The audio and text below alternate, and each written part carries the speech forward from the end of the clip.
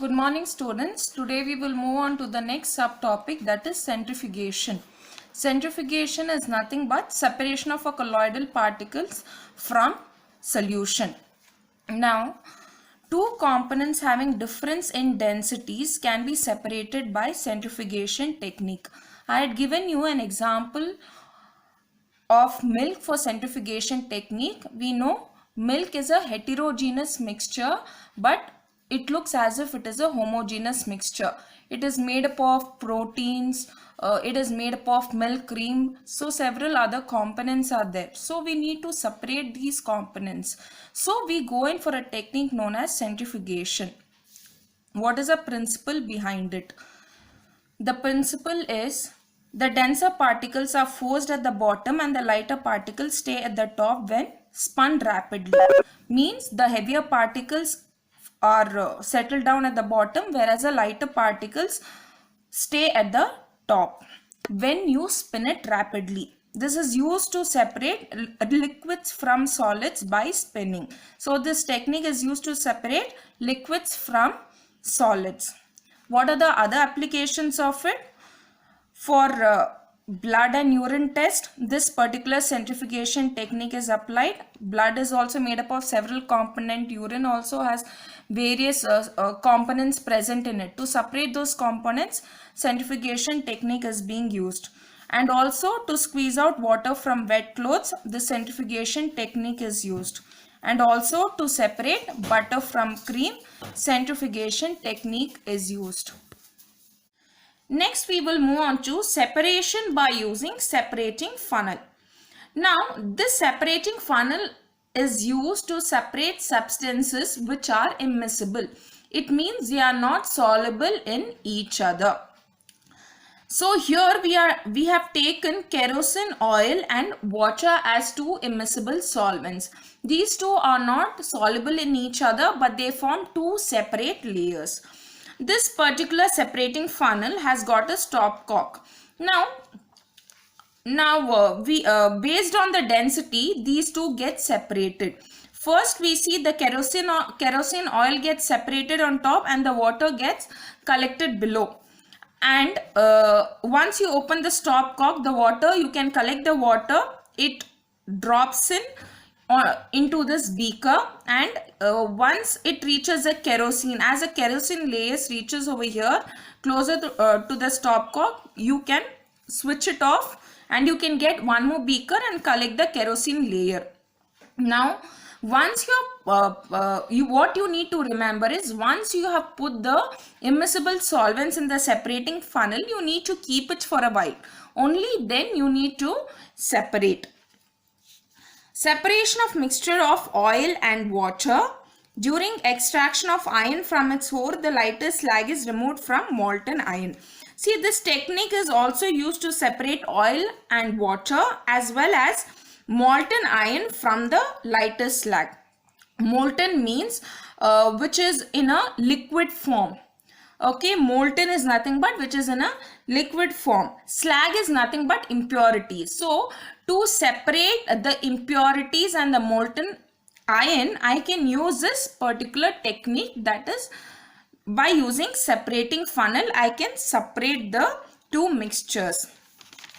Now, next technique is sublimation. Here, separation of a solid volatile component from mixture. This particular technique I had already explained to you previously, where we had taken a solid volatile component. Example is naphthalene, ammonium chloride. These are volatile component. It means it can vaporize easily. Okay, you can separate this solid volatile component from a mixture, and I explained to you this particular experiment where we had taken a beaker and placed the china dish in which ammonium chloride was placed, and we heated it, and the ammonium chloride vapors, after heating it, evaporated. Here solid was directly converted into gas. Okay, and slowly as the vapors rose above, the vapors cooled down, and again it got converted into solid. And this setup was plugged with cotton. And this is your inverted funnel. So this is an example for sublimation, and this experiment is very important.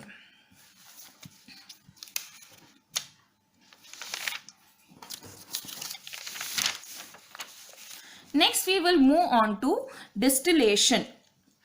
Here, we are separating liquids which are miscible in each other, means they are soluble in each other.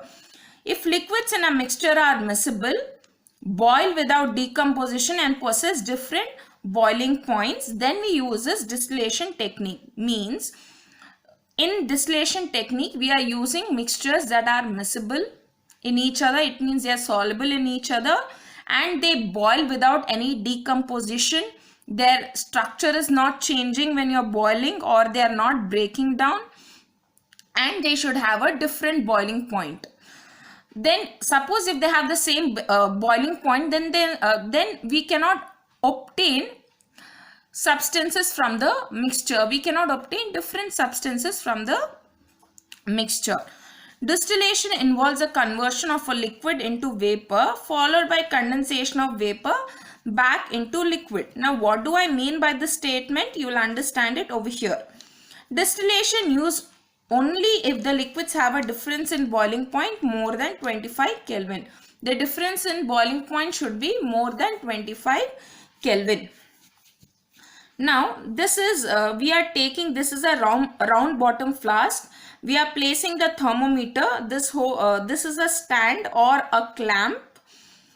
Okay, and there is this condenser over here which has got a water outlet and a water inlet, and we have taken a mixture of acetone and water, and there is a burner over here. Acetone is volatile. It means it can evaporate easily. Water is less volatile. It evaporates comparatively at a slower rate when compared to acetone. And the difference in boiling point between acetone and water is more than 25 Kelvin. Now what happens is, you are heating this mixture. So acetone is volatile, it vaporizes easily. We need to constantly check the temperature also over here. That's why we have placed a thermometer. So acetone rises, okay, and it enters this side tube, and finally it enters a water condenser where cold water is circulated. Once the cold water is circulated, what happens? The vapors are getting condensed. Okay, and the water which was circulated is finally eliminated through this water outlet, and the vapors have got condensed and it gets collected in this beaker. This goes on till we obtain all the acetone in a beaker.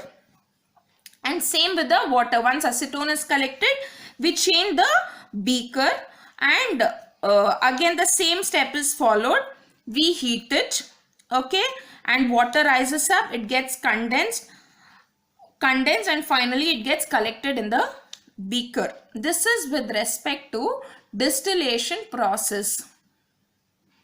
Thank you.